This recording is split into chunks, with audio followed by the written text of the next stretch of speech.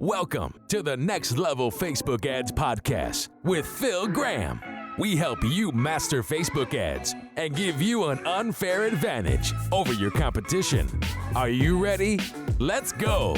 What's up, podcast family? Welcome to the Next Level Facebook Ads Podcast, episode 391. I'm Phil Graham, and today I want to share 5 crucial metrics for better Facebook and Instagram ads. And we're going to talk about not only what these crucial metrics are, but I'm also going to give you guys some tips so you can try and improve them and make your ads better. So if you guys are in the US, it is election day. It's a big day. Happy election day. And I just wanted to give a word of advice. No matter who gets elected, no matter what, you have the ability to succeed in your business. So whether your candidate gets elected or doesn't, please don't let that derail you from what you're doing, because you can succeed regardless of who is in the White House. So that being said, I hope you guys are having a great week. I'm so glad to be here with you guys. If you guys want to get in touch, if you're looking for some one-on-one coaching and consulting on learning ads, or if you want somebody to run your ads for you, for either one of those things, just go to my website, philgrahamdigital.com, or you can DM me on Instagram at philgrahamdigital, and let's connect. So let's jump right in and talk about these 5 crucial metrics for your ads. Number 1, and by the way, these are not the only important metrics. There's other ones we look at, but these are 5 really important ones. So number 1 is cost per click. And when I say per click, I mean per link click. So the reason why that matters, this one's obvious, but it's how much you're paying to get clicks on your ad, going to your website, or to message you, etc. So obviously that's a big deal. That is really important. So what you want to do, number 1, when you're looking at cost per click, make sure that you're looking at cost per link click, not cost per click all. Because cost per click all also identifies clicks on the ad, like if they do a like or comment or a share or something like that. You want to focus on the link cost per click. That's the cost to get people to your landing page, your website, or to message you, etc. So let's talk about a couple optimization tips to try and improve and lower your cost per click. Now, there are lots of variables, but some of the things that we like to focus on, of course, can we refine our targeting? Can we do that and target a better audience? Or maybe if we have a audience with lots of options, we can refine it and condense it to where we might have a more relevant ad. Sometimes that can give you a better cost per click. Another thing, of course, is playing with your creatives. Obviously, changing those and trying to get better results, that's a no-brainer. But I think another thing that people don't always really focus on, that we definitely do, and I've seen it make a big difference in certain situations, is trying to create ads that are more relevant.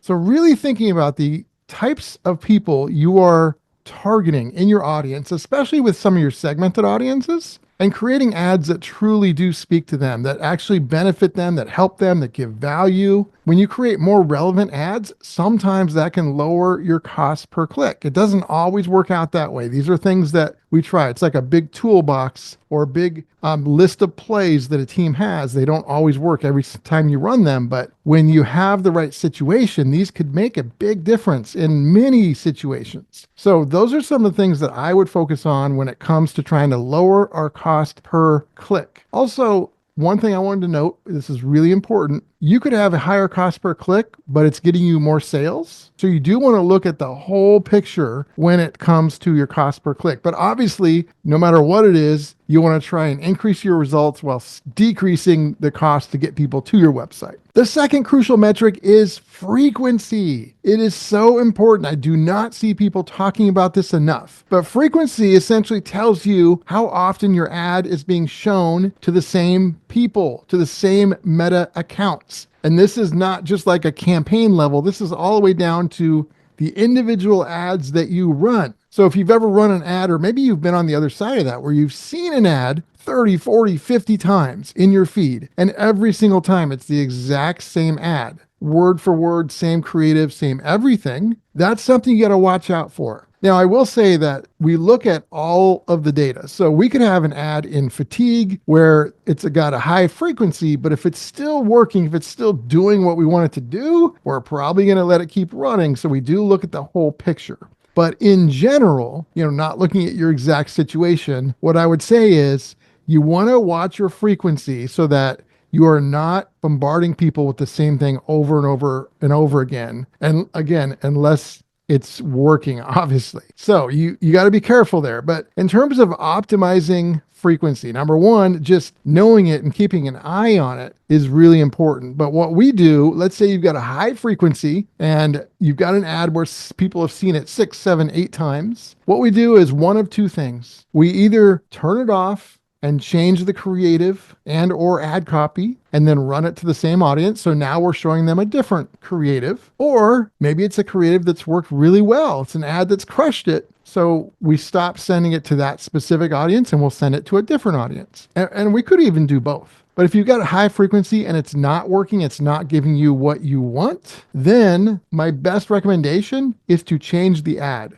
Especially if you really have the audience dialed in, it's a great audience. Change the ad copy, change the creative, change the video or the image, and then that frequency will reset because it'll be a new ad. When you do change it, make sure you don't just edit the current ad or else it's going to mess all the numbers up.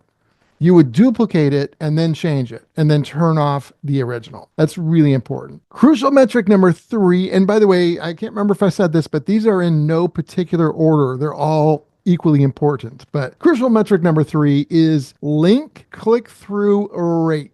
This is similar to cost per click, but instead of a cost, it's a percentage. So it'll show you the percentage of people who saw your ad who then clicked on it to go where you wanted them to go, to your website or to your landing page, things like that. So it really can help you know how effective your ad is, how engaging it is, and it's really important. Now, similar to the cost per click, I got to give a little word of warning.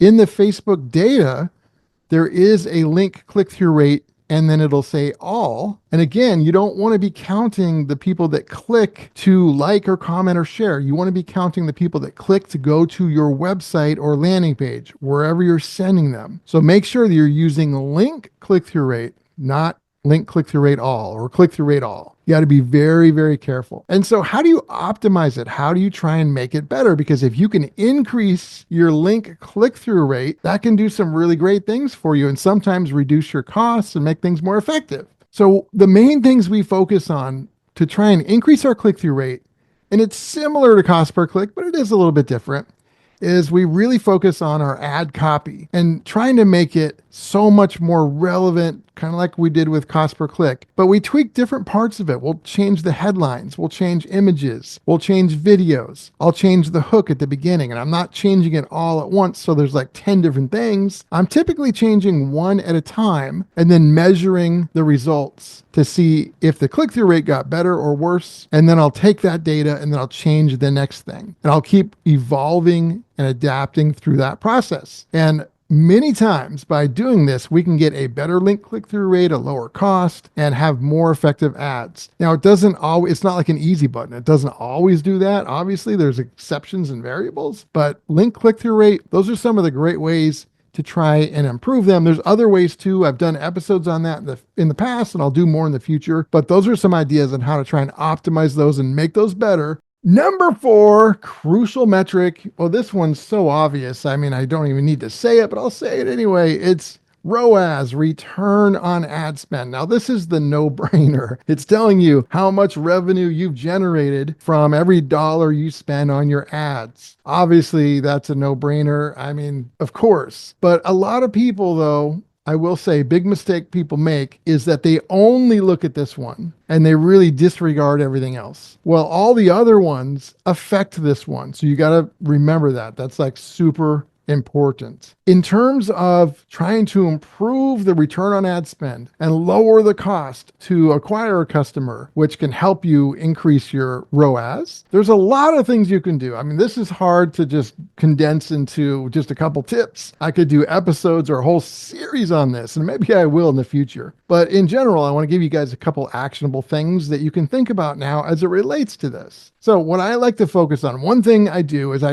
we'll try and focus on warm audiences. So let's say you want to really improve your ROAS Warm audiences that's typically like your lower hanging fruit. People that already have heard about you, they know about you, they've seen your ads, maybe visited your website. That's a good opportunity. So sending specific campaigns, many times with a specific offer and or sense of urgency, is really important. And that's something that can help your ROAS. So really focusing on your warm audiences, also other things too. A ROAS affects how much you sell as well. You could have an offer, the ad's crushing it, but on your offer, maybe you have an upsell, or maybe you have a cross sell, or maybe you have a bundle of products where instead of selling one thing, products or services, you're bundling a couple together to try and make more. And the cool thing is you could be doing all of these things at once. All of these things I suggested, you could do at once. There's a lot of options to work on this. Another great way to try and increase your ROAS is to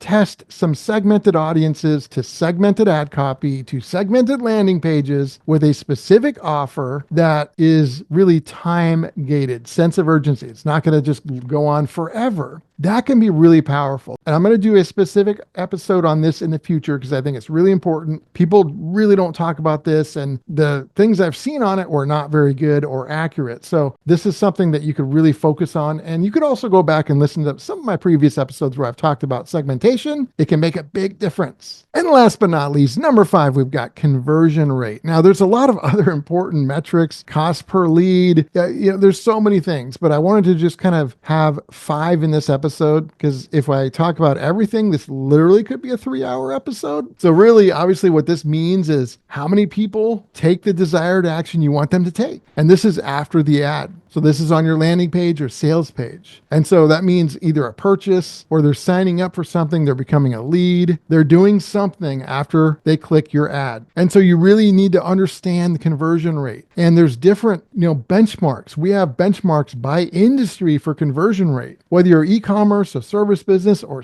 a local business, or any kind of business, there is a benchmark where you should be at around a certain number based off of your industry. And so you need to know what that is. Let me know if you have a question about your industry. You can email me, go to my website, philgramdigital.com, or DM me on Instagram at philgramdigital, and I will just tell you what it is for your industry. But the important thing is, number 1, you need to know what your conversion rate is, and is it above or below benchmark? And number 2, how can you make it better? Because if you can increase your conversion rate, then you're going to increase the money you're making and the effectiveness of your ads and everything you're doing. It all works together. So one really important tip that I want you guys to try with this is it can be really important to have a seamless experience. So let's say you've got an ad that's very specific to something. Maybe it's specific to a pain point that you're addressing or something you help people achieve, whatever the case may be. It needs to be specific, not just general and broad. You can do those too, but in this case, a specific ad. What I want you to try is you send them to a landing page or a sales page, depending on your situation, that is just as specific, totally focused on that exact pain point or problem or solution, whatever you're focused on in the ad. When you get to the landing page, it should be seamless. So if they just scan the ad and they scan the landing page, it should be like, oh yeah, this is the exact same thing. Basically, this is where I need to be. That's really important. So you want your hook in your ad to be the same kind of hook on your landing page or your sales page. It needs to be at the top. It needs to be one of the first things they see. Even some of the messaging and even some of the imaging. Like if you got an image in your ad, maybe you have the same image or similar or same colors on the landing page. Make it seamless. Those things can definitely make a big difference in a lot of situations. Do they always? No.